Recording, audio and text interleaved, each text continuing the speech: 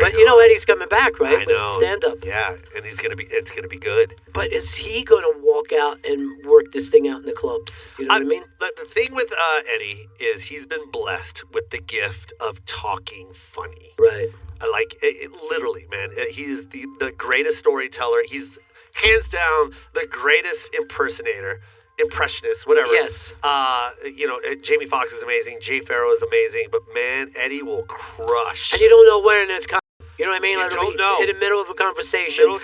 Just drops in a voice that you hadn't heard him do before, and then he's moving on. But what's so amazing about Eddie is it's not only the voice, but it's the face. Yeah. Like, he literally becomes Tracy Morgan. You're like, oh, my God, that was amazing. Yeah. Oh, my God, that's really an old white Jewish man right there that he's doing. You know what I mean? That's Michael Jackson. But what's crazy about Eddie is when I was watching him, well, not just watching him, but when he does panels, like when he's on Kimmel or on The Tonight Show, and he just tells a story, just a random story. It's the funniest story on that panel ever.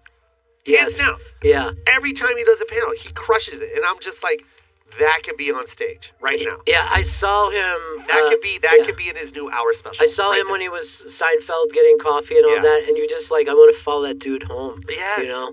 But, you know, I'm going to... I'm sorry. I don't mean because I love Eddie so much, but there's levels to this game, and that episode was a perfect example of the level that Eddie is at, because Jerry is king, right? And then you find out that Eddie is actually right. The king is very excited to have someone come in. The king was very excited. The king, like, even Jerry was like, "Thank you." Right. Like Jerry was like, "We're all waiting for you, sir. Like, right, Your Highness, you know what I mean? Well, please do your hour. We're all waiting. Yeah, we're all waiting. It's and, like and this is before he made the announcement. This is like when the Beatles went to meet Muhammad Ali. Yes. You know what I mean? And they just looked little, and he had his arms around him. And they're like, "This is great." Yes. It's like they were with Santa Claus. But you know, I'm going to tell you a quick thing about Eddie Murphy's observational stuff. A friend of mine was friends with him when he was at his peak, and he brought his wife in to meet Eddie, and she always had like a little